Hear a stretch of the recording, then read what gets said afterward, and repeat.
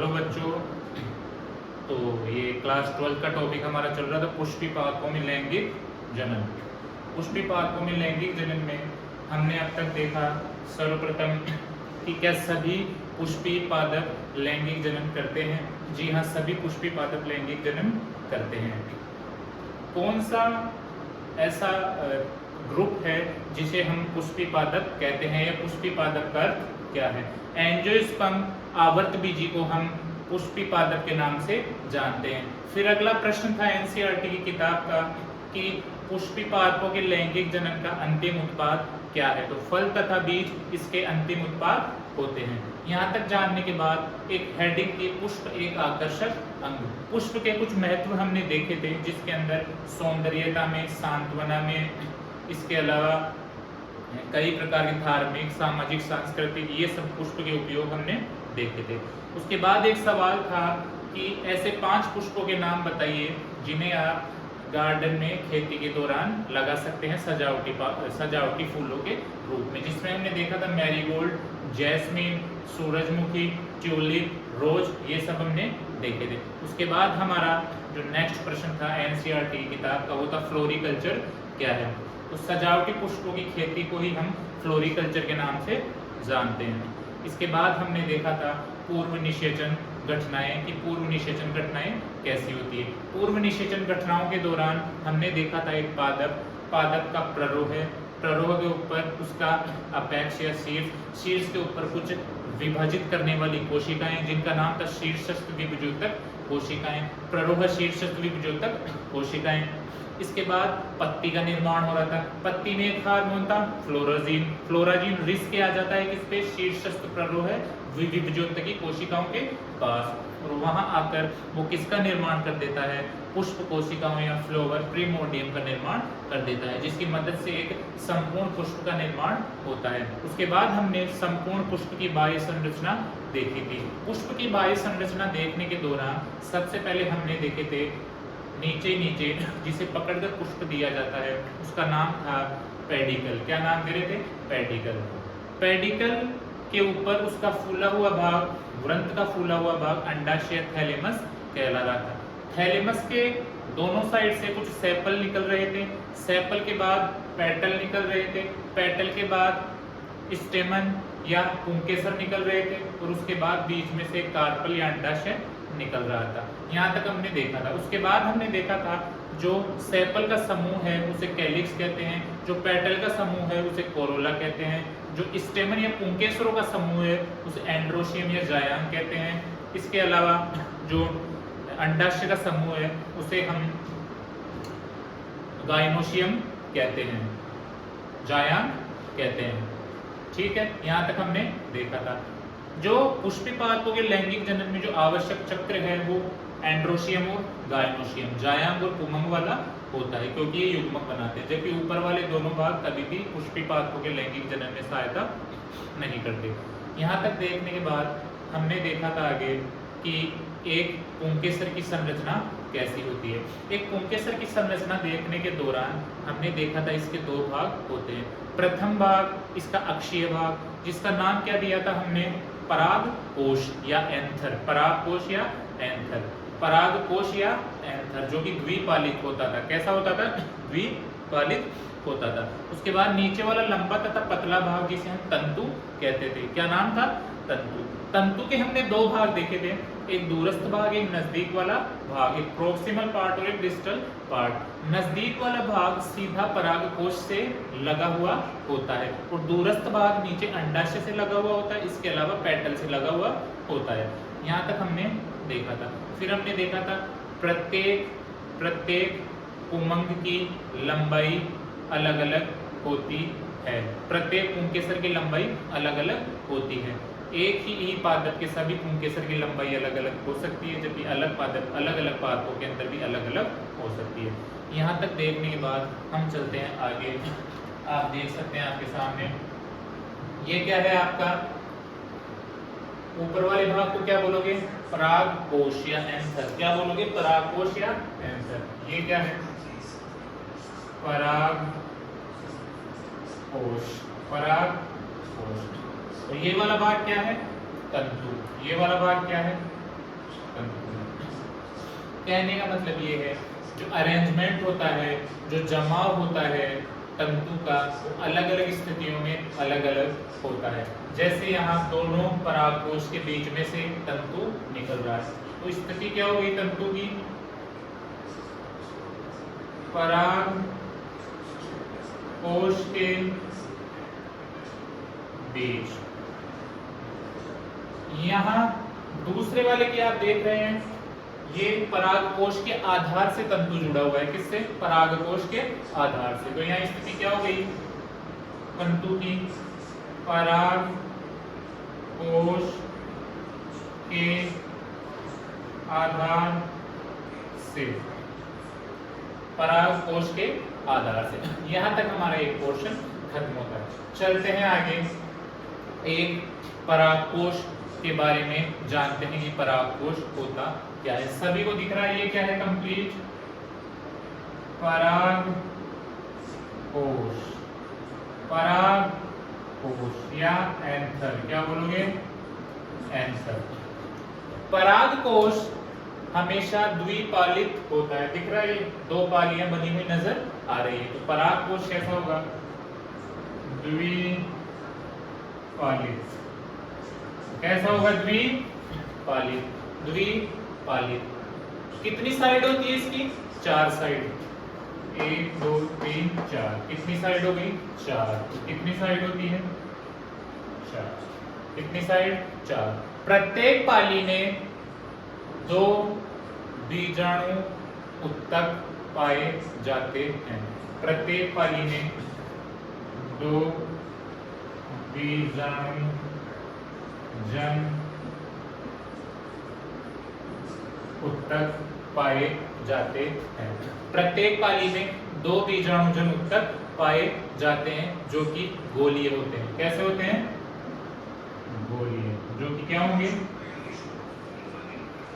गोलीय। कैसे होते हैं? गोलीय। तो ये क्या है?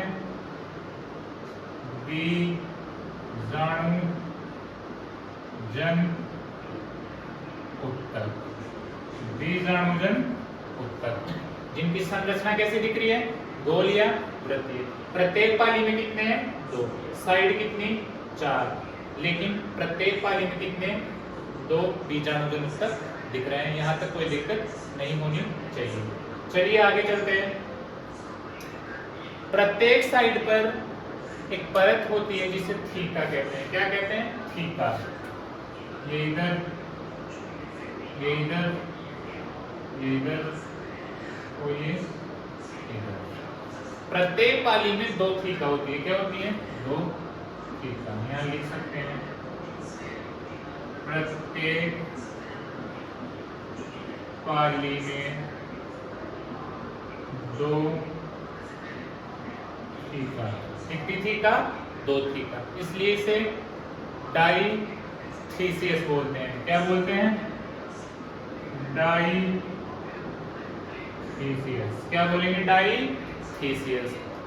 तो हम जान रहे हैं यहाँ परागकोश के बारे में। परागकोश की कितनी पालियां? 2 पालियां। 1 पाली, 2 पाली। साइड कितनी? 4। 1 2 3 4। प्रत्येक पाली में कितने बीजाणु जन उत्तक? 2। देख लीजिए, इधर 2, इधर 2। संरचना कैसी? गोलीय। प्रत्येक पाली में कितनी थीका? 2। क्योंकि हर एक साइड में कितनी थीका? 1 1। तो एक पाली में कितनी थीका?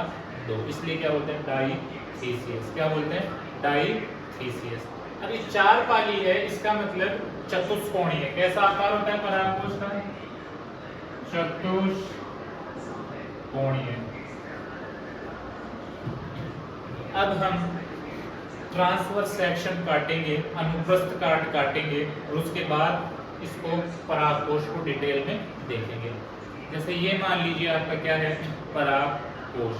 अब इसको बीच में से ऐसे ट्रांसवर्स काटेंगे, अनुप्रस्थ, और ये भाग आपको दिखाया जाएगा। जैसे ये क्या है अपना? कोई भी परागकोश। अब इसको बीच में से कट कर रहे हैं। बीच में से कट करने के बाद ये भाग सामने वाला आपको दिखाया जाएगा और इसकी हम स्टडी करेंगे। चलते हैं आगे। यहाँ तक का स्क्रीनशॉट आप ले सकते हैं।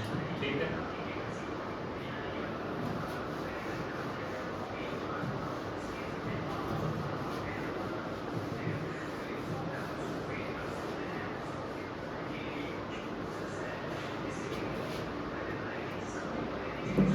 अब हम इसका अनुप्रस्थ काट देख रहे हैं। देखिए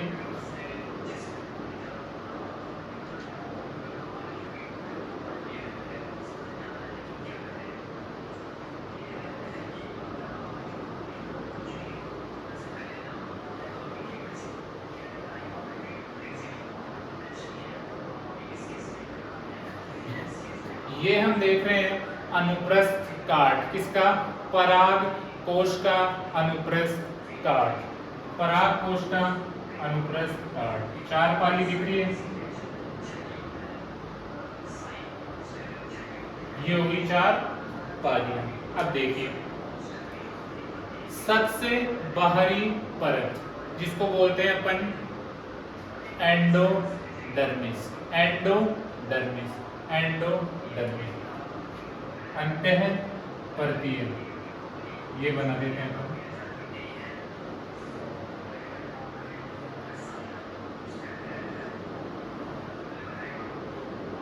एंडोडर्मिस, अंतः त्वचीय।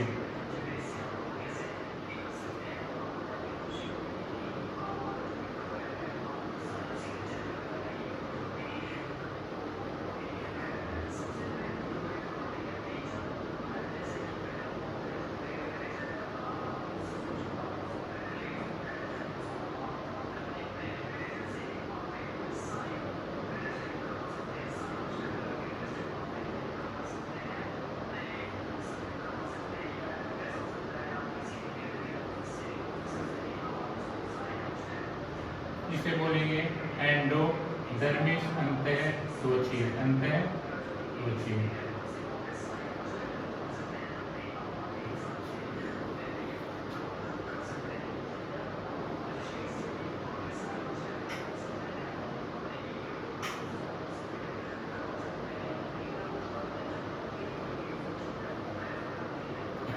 ये सबसे आउटर लेयर, सबसे आउटर लेयर, सबसे बाहरी परत जिसको क्या बोलेंगे,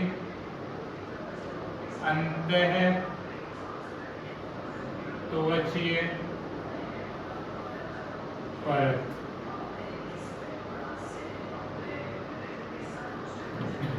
इसको बोलेंगे अंतः त्वचीय परत, सबसे बाहरी परत।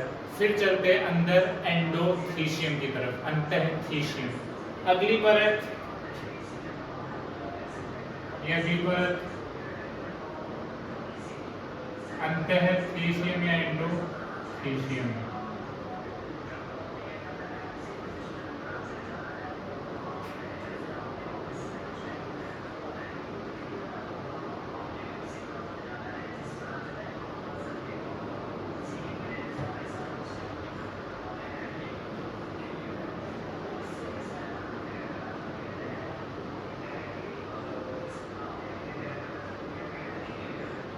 ये हो गई एंडोथीशियम।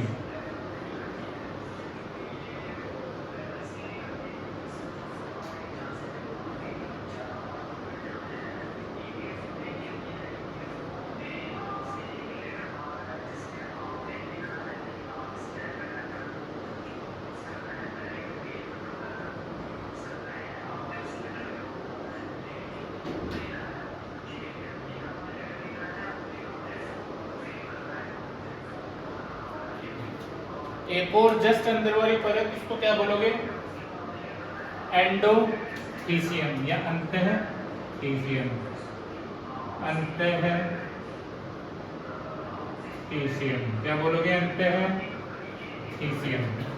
फिर एक और अंदर परत, उससे पहले अपन देखते हैं एक परत के बारे में, और तीसरी परत को जानने से पहले अपन एक चौथी परत को पहले ही देख लेंगे, जो कि हरे बीजाणुजन उत्तक, हरे बीजाणुजन उत्तक के ऊपर उपस्थित होती है।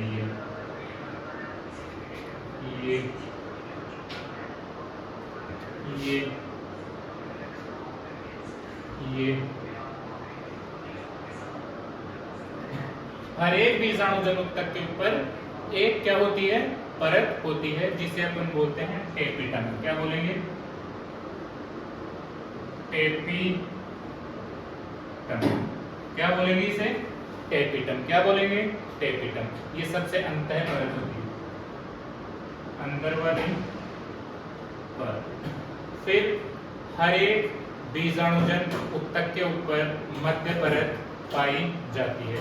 कौन सी परत? मध्य परत। यहाँ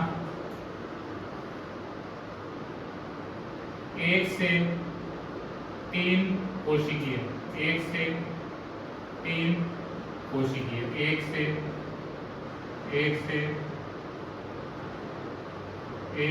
3 कोशिकीय, यहाँ भी 1 से 3 कोशिकीय। 1 से 3 कोशिकीय क्या पाई जाती है? 1 से 3 कोशिकीय क्या पाई जाती है? मध्य परत। इसको क्या नाम दे दोगे?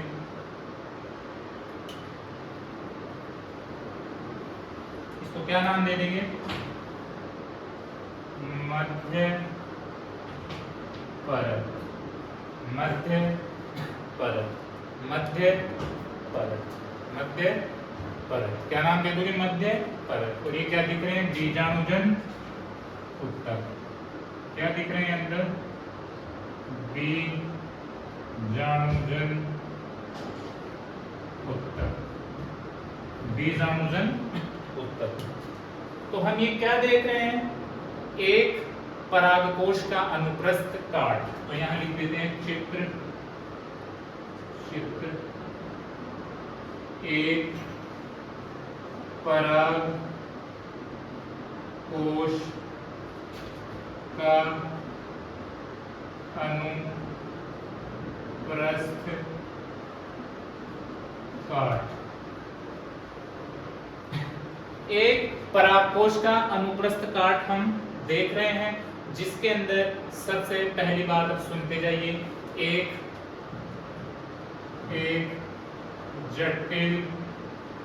जटिल परागकोश के अंदर कितनी परत? 4 परत। 4 परत। कौन कौन सी? फर्स्ट ऑफ ऑल सबसे बाहरी परत अंतःत्वचीय परत, फिर उसके जस्ट अंदर अंतःथीशियम परत, फिर उसके जस्ट अंदर मध्य परत, फिर उसके जस्ट अंदर टेपिटम परत। कौन सी परत? टेपिटम। तो कितनी परत हुई? 4। कितनी परत हुई? 4। अब देखिए, इस परागकोश के बीच बीच में कुछ संयोजी पाए जाते हैं। क्या पाए जाएंगे? कुछ संयोजी पाए जाते हैं। तो यहां पर बना देते हैं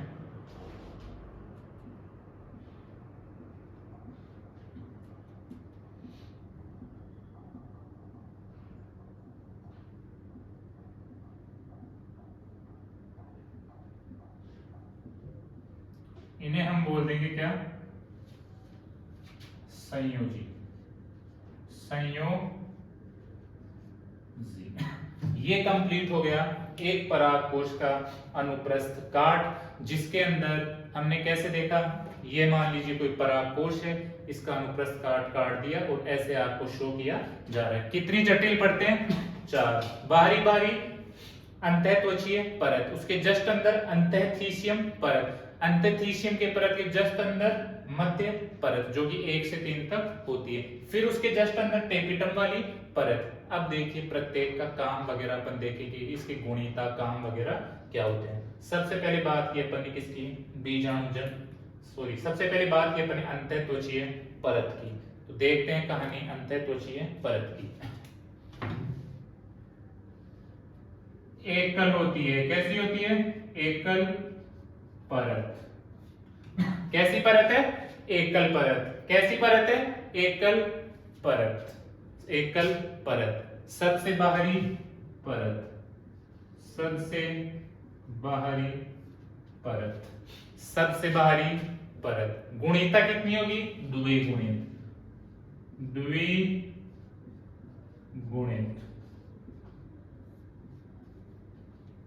गुणिता क्या हो गई? द्विगुणित। चलते हैं अगली परत की ओर, अंतःथीशियम। किसकी तरफ? अंतःथीशियम। एकल परत। कैसी परत? एकल परत। दूसरा गुणिता द्विगुणित, द्विगुणित, द्विगुणित। चलते हैं मध्य परत की तरफ। अगली परत मध्य परत। कौन सी परत? मध्य परत। मध्य परत की तरफ चलते हैं। मध्य परत 1 से 3 कोशिकीय है, 1 से 3 कोशिकीय है, 1 से 3 कोशिकीय है और द्विगुणित। कैसी होती है?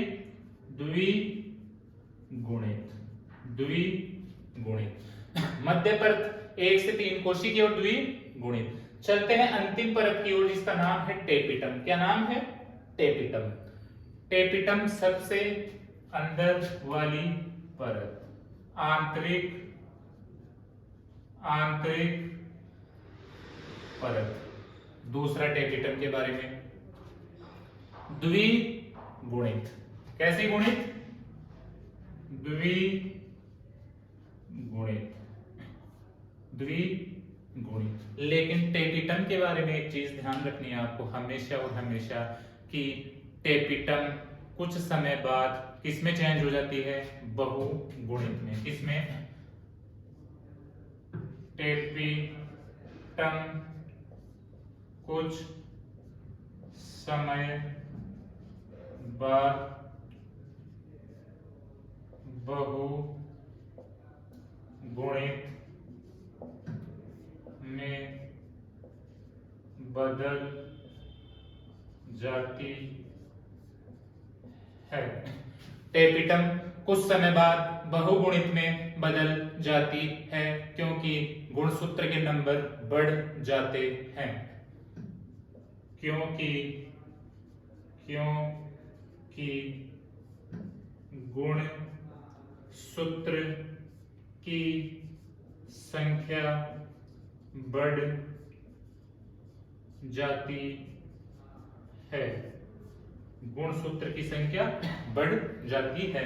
तो टेपिटम की बात कर रहे हैं। अरे बोलो टेपिटम, बोलो आंतरिक। कैसा? आंतरिक। टेपिटम द्विगुणित, टेपिटम द्विगुणित। बट द्विगुणित तो है लेकिन कुछ समय बाद किसमें बदल जाएगा? कुछ समय बाद किसमें बदल जाएगा? एक बार लाइट का थोड़ा सा इश्यू हो गया है, 1 मिनट आप होल्ड करके रखें।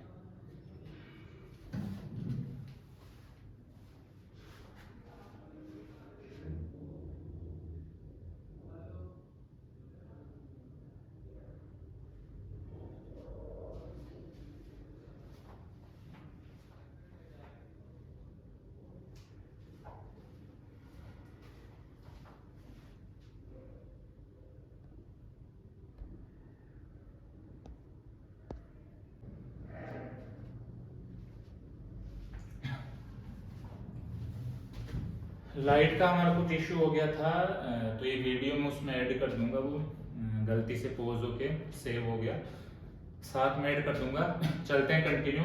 टेपिटम की हम बात कर रहे थे।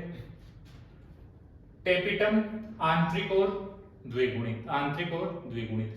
द्विगुणित बोल तो दिया अपन ने, लेकिन ये किस में कन्वर्ट हो जाती है? किस में कन्वर्ट होगी आगे? बहुगुणित में, क्योंकि गुणसूत्र का नंबर क्या हो जाता है? बढ़ जाता है। अब एक और बात इसके बारे में अपन देखते हैं, देखते जाइए। ये क्या है? एक केंद्रक। क्या है? केंद्रक। इसके अंदर होता है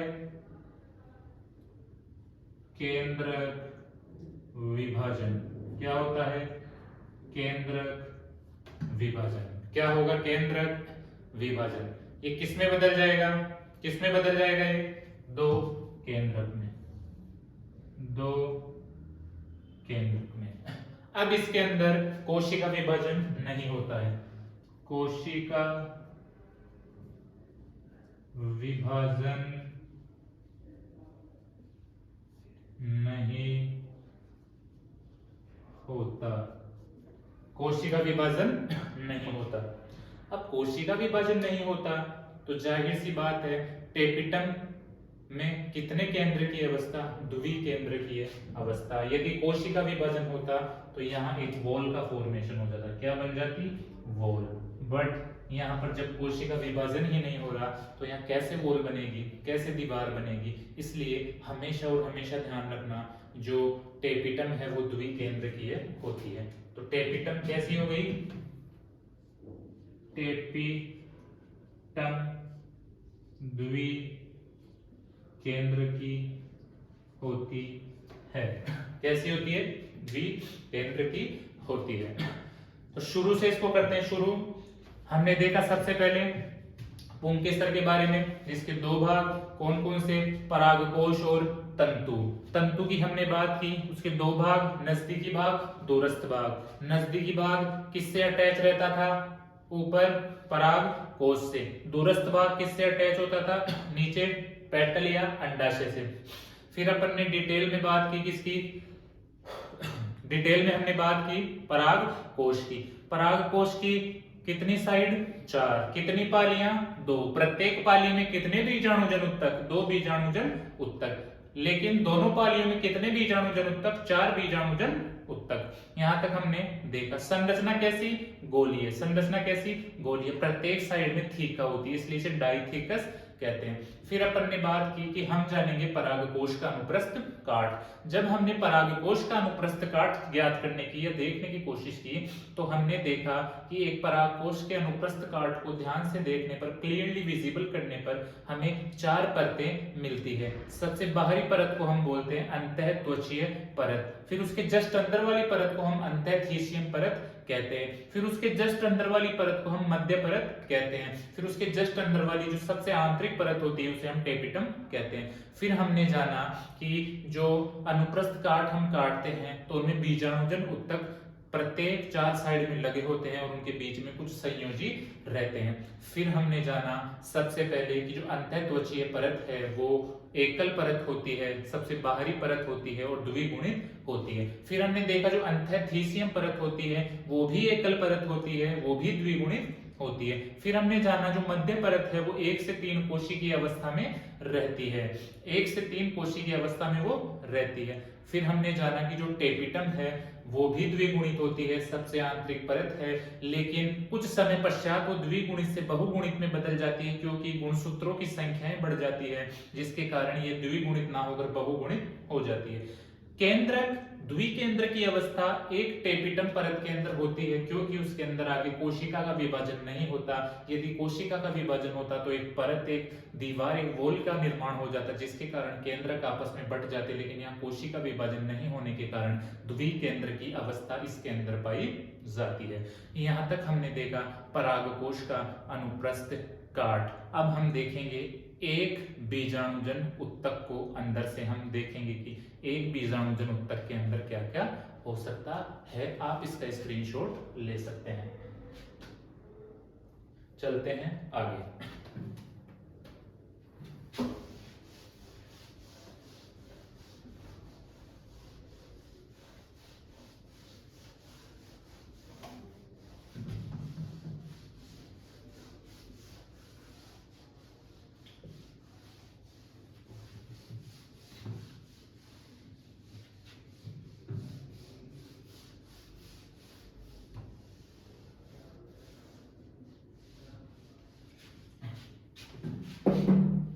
चलते हैं आगे।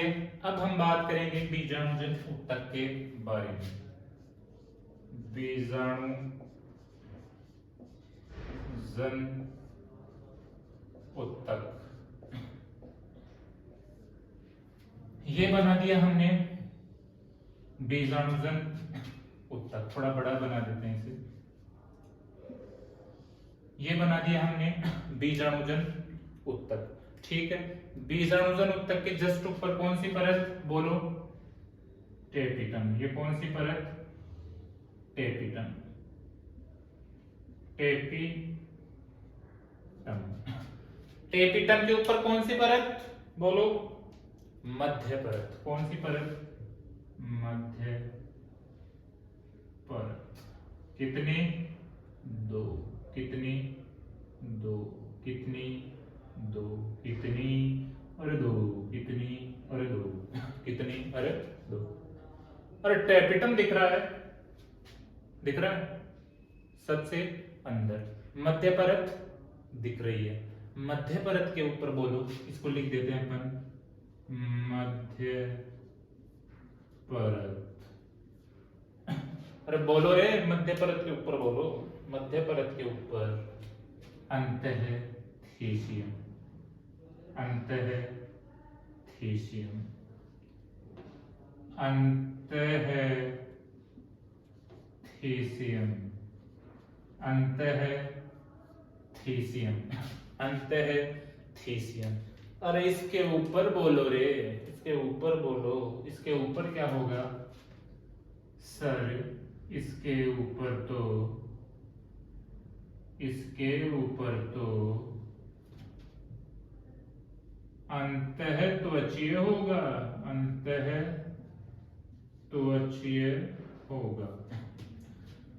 सबसे अंदर वाली परत टेपिटम, फिर मध्य, मध्य के ऊपर अंतःथीसियम, अंतःथीसियम के ऊपर अंतःत्वचीय। चारों की चारों परतें अपन पढ़ चुके हैं, इनका काम पढ़ चुके हैं। अब देखिए जो, और इसको अपन बोल देंगे अपना वही पुराना बीजाणुजन उत्तक। एक मिनट,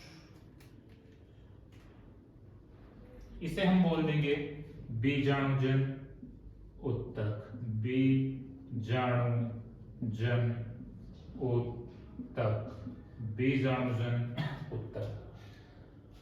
बीजाणुजन उत्तक के अंदर कुछ कोशिकाओं का समूह होता है।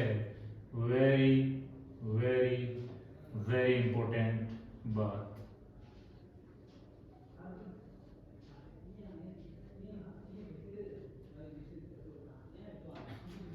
दोस्तों, बीजाणुजन उत्तक के अंदर कुछ कोशिकाओं का समूह होता है जो समान द्रव्यमान वाली होती है। तो यहां लिख देंगे हम, यहां लिख देंगे हम समान द्रव्यमान वाली कोशिकाएं, समान द्रव्यमान वाली कोशिकाएं, समान द्रव्यमान वाली कोशिकाएं। और इनको मिलाकर क्या बोलते हैं? अरे कोशिकाओं से मिलकर क्या बनते हैं? अरे कोशिकाओं से मिलकर क्या बनते हैं? अरे उत्तक बनते हैं। तो ये कोशिकाओं का ग्रुप है जिनका द्रव्यमान समान है। अरे तो क्या बोलोगे? अरे तो क्या बोलोगे? इनको बोलोगे, इनको बोलोगे बीजाणुजन उत्तक, बीजाणुजन उत्तक, बीजाणुजन उत्तक। बीजाणुजन उत्तक की प्रत्येक कोशिका को क्या बोलेंगे? गुरु बीजाणु कोशिका, लघु बीजाणु कोशिका या पराग मात्र कोशिका। वेरी वेरी इंपॉर्टेंट लाइन यहां लिख देते हैं। बीजाणुजन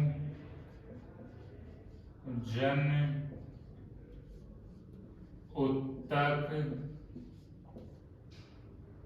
की प्रत्येक सेल या कोशिका क्या कहलाती है? लघु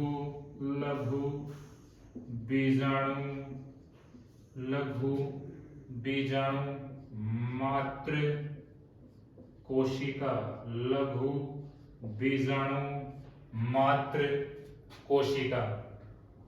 microspore mother cell, microspore mother cell. इसके अलावा इसका दूसरा नाम पराग मात्र कोशिका, पराग मात्र कोशिका। Pollen mother cell, PMC, pollen mother cell. तो बीजाणुजन उत्तक की प्रत्येक कोशिका क्या कहलाएगी? पराग मात्र कोशिका या लघु बीजाणु मात्र कोशिका। निकाल के लाते हैं एक कोशिका को बाहर की ओर, लेकिन उससे पहले एक बहुत ही गजब की और इंपॉर्टेंट लाइन है एनसीईआरटी की, मैं आपको बताने जा रहा हूं। जो ये समूह दिख रहा है कोशिकाओं का, ये आपस में जीव द्रव्य तंतुओं से बंधा हुआ रहता है। बहुत इंपॉर्टेंट लाइन, लिख देते हैं इसे। नोट, सभी पीएमसी, समझ जाना, पोलन मदर सेल या माइक्रोस्पोर मदर सेल, पराग मात्र कोशिका और लघु बीजाणु मात्र कोशिका आपस में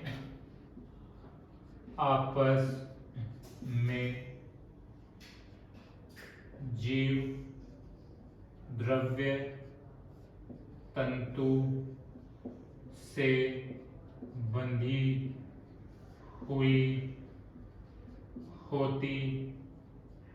होती है।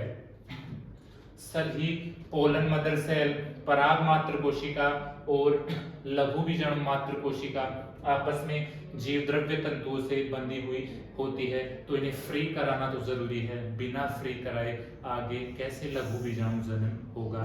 तो इनको मुक्त कराने के लिए, इनको फ्री कराने के लिए क्या देते हैं? कैलेस एंजाइम का ट्रीटमेंट देते हैं, क्योंकि इनके अंदर कैलोज उपस्थित होता है। क्या होता है? कैलोज उपस्थित होता है। कैलोज को तोड़ने के लिए कैलेज एंजाइम का क्या देते हैं? ट्रीटमेंट। क्या देते हैं? ट्रीटमेंट। तो यहां लिख सकते हैं अपन, इन्हें मुक्त करवाने के लिए कैलेज एंजाइम द्वारा उपचारित किया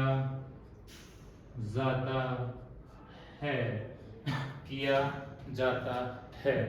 किससे बंधी हुई है? जीव द्रव्य तंतु से। क्या होता है इसके अंदर? कैलोज होता है। कैलोज होता है तो कैलोज का जमाव इन पर होता है, मुक्त कराना पड़ेगा। अरे मुक्त कराने के लिए किसका ट्रीटमेंट, किसका उपचार? कैलेज एंजाइम का उपचार।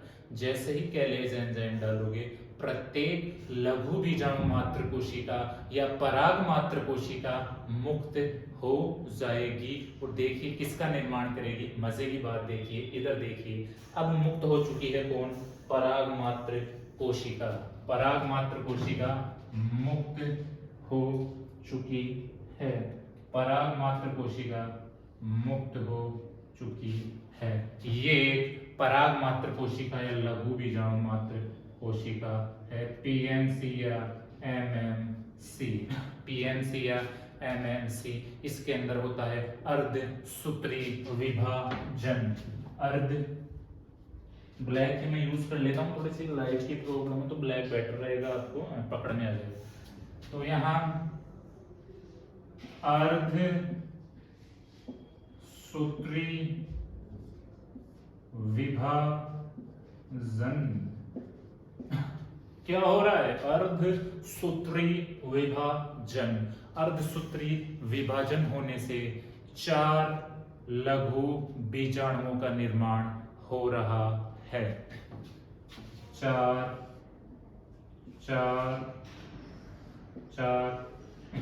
लघु बीजाणुओं का निर्माण हो रहा है। क्या बन गई है? लघु बीजाणु। क्या बन गए? लघु बीजाणु। अरे इनकी प्लोइडीन की गुणिता कितनी? जो पोलन मदर सेल है, पराग मात्र कोशिका या लघु बीजाणु मात्र कोशिका है, इनकी गुणिता द्विगुणित। तो प्रत्येक लघु बीजाणु की गुणिता कितनी? ए गुणित। क्या होगी? ए गुणित। इस प्रोसेस को बोलते हैं लघु बीजाणु जनन। क्या बोलते हैं? इस प्रोसेस को लघु बीजाणु जनन। लघु बीजाणु जनन। क्या बोलेंगे इस प्रोसेस को? लघु बीजाणु जनन। क्योंकि लघु बीजाणु मात्र कोशिका या पराग मात्र कोशिका से अर्धसूत्री विभाजन के द्वारा 4 लघु बीजाणुओं का निर्माण हो रहा है, इसलिए इसे लघु बीजाणु बोलेंगे। अब बताइए, जो जीव द्रव्य तंतु है वो इन कोशिकाओं से बंधा हुआ था, इसे तोड़ने के लिए, बंधन से मुक्त कराने के लिए कौन सा एंजाइम आ रहा था? कैलेज एंजाइम आ रहा था। कैलेज एंजाइम जब इसे तोड़ेगा तो कुछ ना कुछ अंश कैलेज एंजाइम के हर एक माइक्रोस्पोर, हर एक लघु बीजाणु पर रहेंगे। तो हम कह सकते हैं इन लघु बीजाणुओं के ऊपर किसका आवरण होता है? कैलेज का आवरण होता है। किसका आवरण होता है? यहाँ हम बना सकते हैं, ये है कैलेज। क्या है? कैलेज। किसका आवरण होता है? कैलेज का आवरण होता है। और जब ये लघु बीजाणु 4 बन रहे हैं तो इन्हें चतुष्क कहते हैं। क्या कहते हैं? चतुष्क। क्या बोलेंगे? चतुष्क बोलेंगे। क्या बोलेंगे?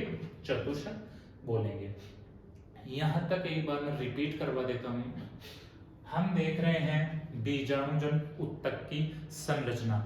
बीजाणुजन उत्तक की संरचना जब हम देखते हैं तो बीजाणुजन उत्तक को अपन ने बना लिया और इसकी चारों परतों के बारे में हम जानते हैं कि इसके जस्ट ऊपर टेपिटम, उसके ऊपर मध्य परत, उसके ऊपर अंतःथीसियम और उसके ऊपर सबसे बाहरी अंतःत्वचीय स्तर।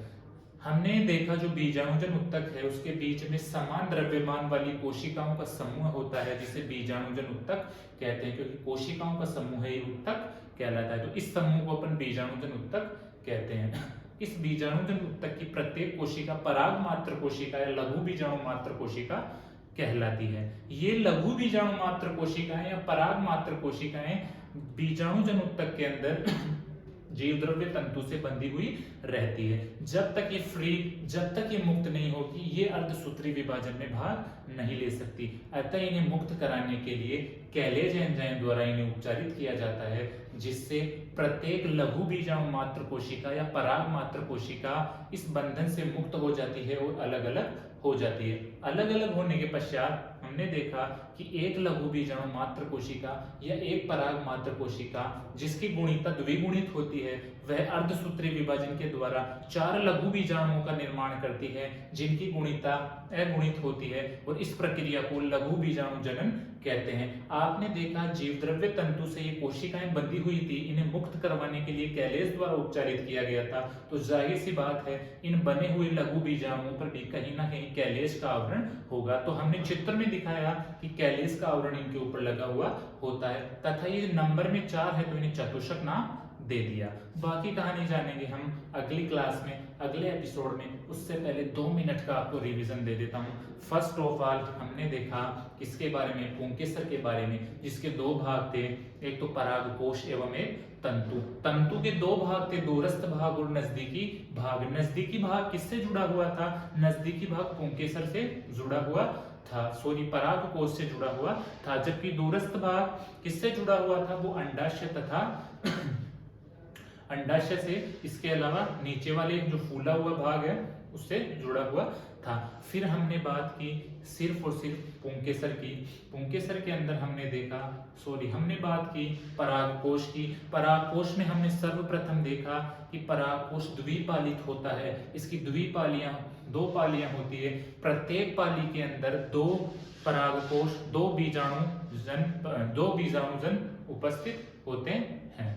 फिर हमने देखा कि इनकी संरचनाएं गोलीय या वृत्तीय होती है। फिर हमने देखा प्रत्येक साइड में एक एक थीका होता है, इसलिए एक पाली में 2 थीका, तो इसे डाइथेसियस कहते हैं। फिर हमने जाना कि हम देखेंगे परागकोश का अनुप्रस्थ काट। जब हमने परागकोश का अनुप्रस्थ काट देखने की कोशिश की तब हमने देखा कि इसके अंदर 4 जटिल परतें पाई जाती है, जिसके अंदर सबसे बाहरी परत का नाम अंतःत्वचीय स्तर होता है। उसके बाद उससे अंदर वाली परत अंतःथीसियम परत कहलाती है। उससे अंदर वाली परत मध्य परत के नाम से जानी जाती है तथा उसके अंदर वाली परत हमें टेपिटम के नाम से जानी जाती है। बीच में इसके कुछ संयोजी होते हैं। फिर हमने जाना जो अंतःस्तरीय परत है वो एकल होती है, वो बाहरी होती है, वो द्विगुणित होती है। फिर हमने जाना कि जो अंतःथीसियम परत है वो भी द्विगुणित होती है। फिर हमने जाना जो मध्य परत है वो 1 से 3 कोशिकीय होती है तथा द्विगुणित होती है। फिर हमने जाना कि जो टेपिटम है वो सबसे आंतरिक परत है तथा ये द्विगुणित होती है, लेकिन गुणसूत्रों की संख्या बढ़ जाने के कारण ये भविष्य में बहुगुणित में चेंज हो जाती है। इसके बाद हमने देखा कि इसके अंदर द्विकेंद्र की अवस्था पाई जाती है, टेपिटम के अंदर द्विकेंद्र की अवस्था पाई जाती है, क्योंकि इसका कारण है इसके अंदर एक बार केंद्रक विभाजन होने के बाद दोबारा कोशिकीय विभाजन नहीं होता।